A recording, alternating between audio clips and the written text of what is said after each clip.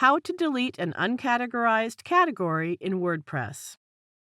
This uncategorized category is a default category in WordPress, and all posts from deleted categories or posts with no category are assigned to this uncategorized category. So we can't delete this uncategorized category, but if you want to get rid of this category with an ugly name, I'll show you how to do it. Log into your WordPress admin dashboard and you will be on this page. Go to Posts and click Categories. On the right side is the list of all the categories. When you hover your cursor over categories, Name Edit options will appear. Click the Quick Edit option. Type the new name. And then type a new slug according to the new name, Web.